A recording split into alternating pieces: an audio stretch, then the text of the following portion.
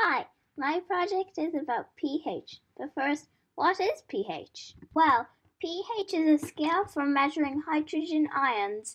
That's a hydrogen atom that is missing an electron, which is written as H+. H on pH comes from the H in hydrogen.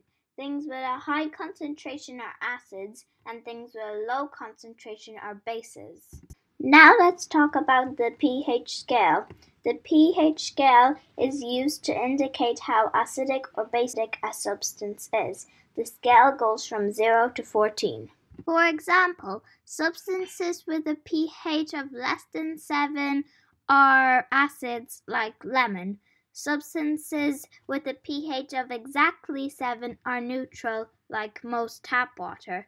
Substances with a pH of greater than 7 are bases like window cleaner, bread soda, and lots more things. I'm going to do a little experiment with you to show you what exactly I mean. For the experiment, you will need red cabbage, a knife, boiling water, a small colander, large beaker, an acid, I'm using lemon, a base, I'm using bread soda, and yeah, that's it. Method. Number 1. Chop the cabbage into small pieces and 3/4 fill a large beaker with it. Add the boiling water to cover the cabbage. Leave for approximately 10 minutes for the water to change color. Number 2. Filter the solution with your small colander to remove the pieces of cabbage. Then the remaining liquid is at about pH 7. 3. Divide your red cabbage juice in between 3 small beakers. In the first beaker, I'm going to put lemon juice in the red cabbage juice as my acid.